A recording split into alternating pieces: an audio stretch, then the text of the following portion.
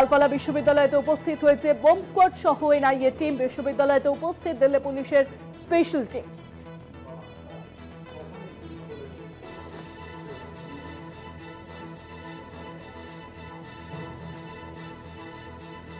সোমবার সন্ধ্যে 6:52 লালকেল্লার দিল্লির লালকেল্লার সামনে যে সিগন্যাল, সেই সিগন্যালে এসে একটি গাড়ি দাঁড়ায় সাদা রঙের এবং তারপরেই ঘটে বিস্ফোরণ।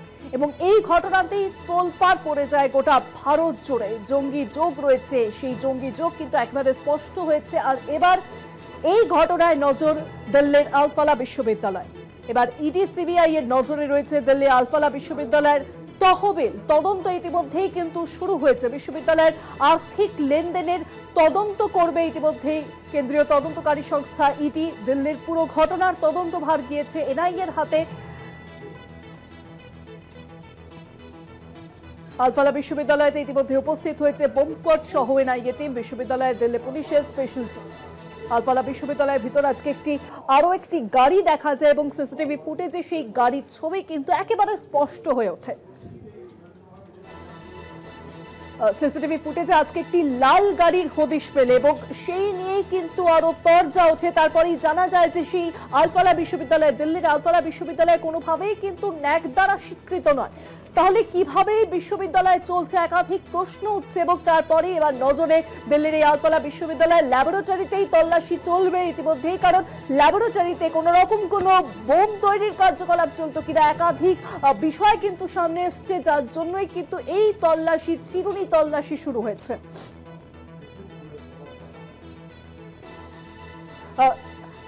দিল্লি জুড়ে কার্যত সিসিটিভিতে 6 লাখ এবং সেই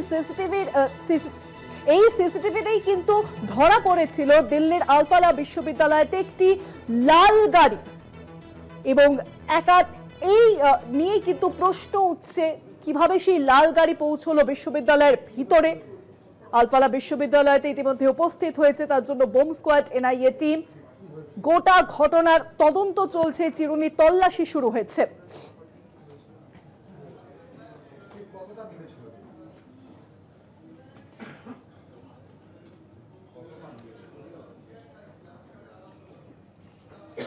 আলফালা বিশ্ববিদ্যালয়তে ইতিমধ্যে উপস্থিত হয়েছে বোম স্কোয়াড সহ এনআইএ টিম। পুরো ঘটনার তদন্তভার দিল্লির পুরো ঘটনার তদন্তভার স্বরাষ্ট্র মন্ত্রকের তরফে কিন্তু এনআইএ এর হাতে তা দেওয়া হয়েছে এবং চিরুনি তল্লাশি চলছে। সমস্ত বলা যেতে পারে যে ভারতের বিভিন্ন জায়গায় কিন্তু ইতিমধ্যে রেড অ্যালার্ট জারি করা হয়েছে। আরো জানাবেন এখন সরাসরি রয়েছেন দিল্লি থেকে প্রতিনিধি রিয়া বাজি। রিয়া, এবার কিন্তু কেন্দ্রীয় তদন্তকারী সংস্থার নজরে দিল্লির আলফালা বিশ্ববিদ্যালয়। ইতিমধ্যে বোম স্কোয়াড সহ এনআইএ টিম বিশ্ববিদ্যালয়তে উপস্থিত হয়েছে, পাশাপাশি দিল্লি পুলিশের স্পেশাল টিম পর্যন্ত। এখন কি পরিস্থিতি, কি জানা যাচ্ছে, পুরো ঘটনাটা বর্ণনা করো আমাদের দর্শকদের জন্য। একদমই শুভাঙ্গী, তোমাকে জানিয়ে রাখবো এই মুহূর্তে বিভিন্ন যে এজেন্সি রয়েছে সেখানে এনআইএ, এনএসজি থেকে আরম্ভ করে ইডি প্রত্যেকের স্ক্যানারে রয়েছে এই মুহূর্তে আলফালা ইউনিভার্সিটি, যেখানে আমি এই মুহূর্তে দাঁড়িয়ে রয়েছি হরিয়ানার আলফালা ইউনিভার্সিটি, যেখানে ফালা school of medical science and research centre and hospital, যেখান থেকে একাধিক ডাক্তারকে ইতিমধ্যেই গ্রেপ্তার করেছে জম্মু কাশ্মীর। এবং উমর নবী যে কিনা বোম্বার, তার ইতিমধ্যেই মৃত্যু হয়েছে বলে এমনটাই স্পষ্ট হচ্ছে। সেই ইউনিভার্সিটির সামনে আমি দাঁড়িয়ে রয়েছি এবং যেখানে তুমি দেখতে পাচ্ছ যে যেমন বিভিন্ন জায়গায় হাই অ্যালার্ট জারি করা রয়েছে, সেরকমই এই আলফালা ইউনিভার্সিটি এখানে কিন্তু আলাদাভাবে এক্সট্রা ডিপ্লয় করা রয়েছে, এক্সট্রা ফোর্স মোতায়েন করা রয়েছে। এনএসজি টিম মাঝের মধ্যেই এখানে আসছে।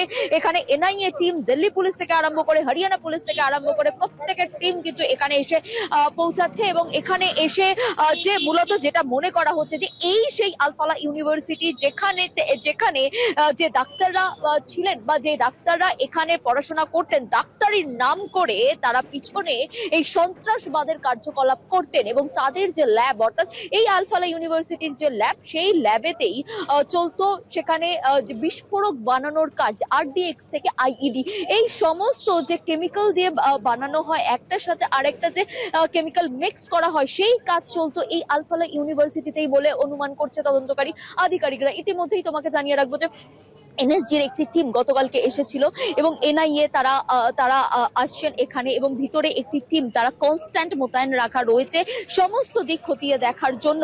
এবং আরো একটি প্রশ্ন উঠছে, যেখানে আমি তোমাকে বলছিলাম একদম প্রথমে, যে ইডির স্ক্যানারে রয়েছে আলফালা ইউনিভার্সিটি।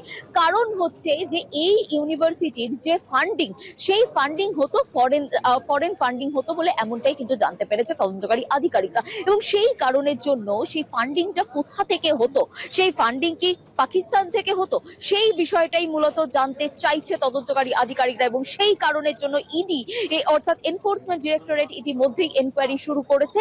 এবং সেই এনকোয়ারিতে যদি এমন কোনো তথ্য উঠে আসে, সেক্ষেত্রে কিন্তু ইসিআইআর করে তদন্ত হবে বলে এমনটাই জানা যাচ্ছে সূত্র মারফত। তবে দফায় দফায় যেমনটা দেখা যাচ্ছে যে দিল্লি পুলিশ থেকে আরম্ভ করে হরিয়ানা পুলিশ এবং কিছুক্ষণ আগেই আমরা দেখলাম যে চণ্ডীগড়ের একটি অফিসিয়ালসদের গাড়ি ভিতরে এন্ট্রি নিল। এবং প্রতিটি স্টেটেরই বলতে গেলে প্রতিটি স্টেটের পুলিশ এবং একাধিক এজেন্সি, যে এজেন্সিগুলো এমার্জেন্সি পারপাসে কাজ করে, সেই একাধিক সেন্টারের এজেন্সি তারা প্রত্যেকেই ভিতরে আসছেন। এই আলফালা ইউনিভার্সিটি প্রত্যেকের স্ক্যানারে রয়েছে এই মুহূর্তে। কারণ এই আলফালা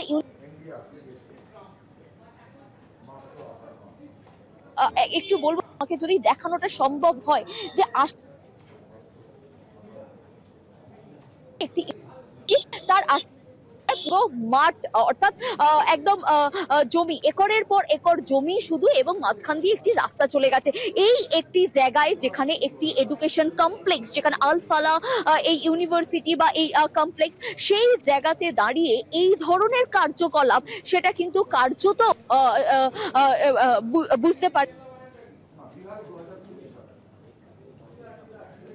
সেটা কিন্তু তদন্তের যে চোখ এড়িয়ে গেছে তা কিন্তু বলাই চলে। এবং এইখান থেকে যেখানে আমি দাঁড়িয়ে রয়েছি তা থেকে প্রায় 1 কিলোমিটার দূরে যেখান থেকে উদ্ধার হয়েছিল বিপুল পরিমাণের যে অ্যামোনিয়াম নাইট্রেট যে উদ্ধার হয়েছিল, সেটা কিন্তু আর কয়েক মিটার দূরে, আমি যেখানে দাঁড়িয়ে রয়েছি সেখান থেকে আর কয়েক মিটার দূরে গেলেই অ্যামোনিয়াম নাইট্রেট সেটা উদ্ধার হয়েছিল। এবং তার পাশে যে গাড়ি এই মুহূর্তে ভিতরে রয়েছে, যেটি ব্রিজা গাড়ি, যে গাড়ির কথা আমরা সকাল থেকে বলছিলাম এবং দিল্লি পুলিশ নজরে ছিল সেই গাড়িটির, যে ব্রিজা গাড়ি, সেই ব্রিজা গাড়িও কিন্তু আলফালা ইউনিভার্সিটির ভিতরে রয়েছে, পার্কিং করা রয়েছে সেই গাড়ি। এবং তোমাকে জানাবো যে পার্কিং এ পাওয়া গিয়েছে সেই গাড়ি, সেই ব্রিজা গাড়ি, ইতিমধ্যেই যেমনটা জানা যাচ্ছে যে শাহিন, ডক্টর শাহিন, তার নামে রেজিস্ট্রেশন রয়েছে সেই গাড়িটি। এবং সেই গাড়িটি এর আগে দেখা গিয়েছিল ডক্টর শাহিনের গাড়ি থেকে পাওয়া গিয়েছিল AK-47 সহ একাধিক আর্মস, এবং যেটা সন্ত্রাসের সঙ্গে একদম যুক্ত রয়েছে বা সেই কাজেই ব্যবহার হতো বলে এমনটাই কিন্তু তদন্তকারী আধিকারিকরা জানতে পেরেছে। এবং সেই জায়গা থেকে দাঁড়িয়ে সেই ব্রিজা গাড়ি, যেটা I-20 সঙ্গেও যোগসূত্র ছিল, সেই I-20 গাড়ি, সেই গাড়িটির সঙ্গে যেটা যোগসূত্র ছিল এই ব্রিজা গাড়িটির, গতকাল আমরা দেখেছিলাম ইকোস্পোর্ট একটা লাল কালারের গাড়ি, এবং আজকে সেই গাড়িটিকেও পাওয়া গিয়েছিল এই হরিয়ানা অর্থাৎ এই আলফালা ইউনিভার্সিটি থেকে কয়েক মিটার দূরের একটি গ্রামে পাওয়া গিয়েছে, সেখানে পার্কিং অবস্থায় পাওয়া গিয়েছে। সেখানেও এই যে উমর নাবির নামে সেই গাড়ি রেজিস্টার ছিল, সেখানে তার একজন রিলেটিভকে ইতিমধ্যে ডিটেন করা হয়েছে, ডিটেন করে তাকে জিজ্ঞাসাবাদ করা হচ্ছে।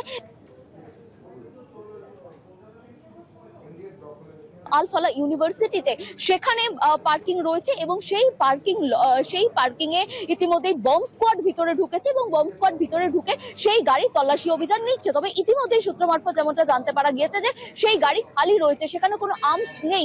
তবে যেহেতু এই গাড়ি এই সন্ত্রাস এই সমস্ত কাজকলাপের সঙ্গে যুক্ত, সেই কারণের জন্য সেই গাড়ির তল্লাশি নিচ্ছে এনএসজি এবং একই সঙ্গে বম্ব স্কোয়াড ভিতরে ঢুকেছে, বম্ব স্কোয়াডও কিন্তু সেই গাড়ি তল্লাশি নিচ্ছে। এবং একই সঙ্গে আরো একটি পয়েন্ট তোমাকে বলে রাখবো যে এই আলফালা ইউনিভার্সিটি ইতিমধ্যেই কিন্তু যেমন তোমাকে জানাচ্ছিলাম ইডি স্ক্যানারে, অন্যদিকে এর যে ল্যাব, সেই ল্যাবেও কিন্তু নজর রেখেছে তদন্তকারী আধিকারিকরা। কারণ এখানে আইইডি RDX এর মতো জিনিস বানানো হতো বলে মনে করছে তদন্তকারী আধিকারিকরা এবং গোয়েন্দারা। কারণ এই যে ল্যাব, সেই ল্যাবে একাধিক জিনিসপত্র কিন্তু পাওয়া গিয়েছে এবং সেই জিনিসপত্র দিয়ে তাতে কেমিক্যাল রিয়াকশন কালেকশন করে কি কি জিনিস বানানো হতে পারে সেই বিষয়টা যেমন দেখা হচ্ছে, অন্যদিকে খুব দ্রুত এই ল্যাবের ফরেন্সিক এক্সপার্ট দিয়ে পরীক্ষা করানো হবে বলে এমনটাও গোয়েন্দা সূত্র মারফত জানা যাচ্ছে। এবং ইতিমধ্যেই যেটা দেখা যাচ্ছে, তোমায় যেটা বলছিলাম যে দফায় দফায় বিভিন্ন স্টেটের পুলিশ এখানে আসছে এবং এই আলফালা ইউনিভার্সিটি যেখানে বারবার গোয়েন্দারা আসছেন এবং এর তল্লাশি অভিযান নিচ্ছেন। এবং একই সঙ্গে ঘটনার দিন থেকে যখনই উঠে আসে এই আলফালা ইউনিভার্সিটির নাম, তখন থেকেই কিন্তু এখানকার যে স্টাফ যারা কম্পাউন্ডার প্রত্যেককে ডিটেন করেছে এবং ডিটেন করে জিজ্ঞাসাবাদ করছে। এনআইএ থেকে আরম্ভ করে বিভিন্ন স্টেটের পুলিশ তাদেরকে লাগাতার জিজ্ঞাসাবাদ করে যাচ্ছে, কারণ যে এই ইউনিভার্সিটি ডাক্তারির নামে এর পিছনে কি চলতো, কি সন্ত্রাসী কার্যকলাপ চলতো সেই বিষয়টাই মূলত জানার চেষ্টা করছে।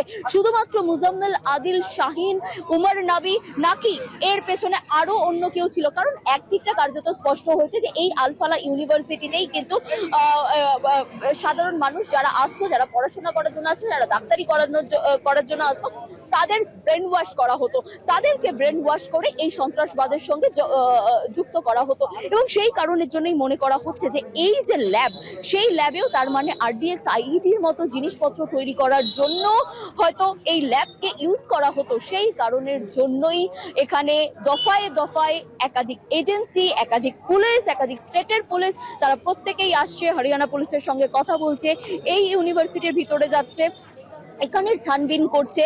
এবং পাশেই যেটা বলছিলাম যে মুজাম্মিলের একটি রেন্টের বাড়ি নেওয়া হয়েছিল, সেই বাড়ি থেকেই জম্মু কাশ্মীরের পুলিশ সেখান থেকে একাধিক যে পিস্তল থেকে আরম্ভ করে AK-47 থেকে আরম্ভ করে সন্ত্রাসবাদের সঙ্গে যুক্ত একাধিক জিনিস সেখান থেকে উদ্ধার করে। এবং একই সঙ্গে বিপুল পরিমাণ অ্যামোনিয়াম নাইট্রেটও সেখান থেকে উদ্ধার হয়, যেই অ্যামোনিয়াম নাইট্রেটের যে নমুনা ইতিমধ্যেই পাওয়া গিয়েছে সেই অ্যাক্সিডেন্ট স্পট থেকে। সেই অ্যাক্সিডেন্ট স্পটেও যে অ্যামোনিয়াম নাইট্রেট ইউজ হয়েছিল, তার সঙ্গে ফুয়েল অয়েল এবং ডেটোনেটর দিয়ে ব্লাস্ট করানো হয়েছিল, তাও কিন্তু কার্যত স্পষ্ট হয়েছে। তবে সেটা সুইসাইড বোম্বার নাকি প্যানিক ট্রিগার সেই বিষয়টা তবে সেটা আধিকারিকরা, তবে এই মুহূর্তে আলফালা ইউনিভার্সিটি প্রতিটি এজেন্সির স্ক্যানারে আছে তা কিন্তু বলাই বাহুল্য।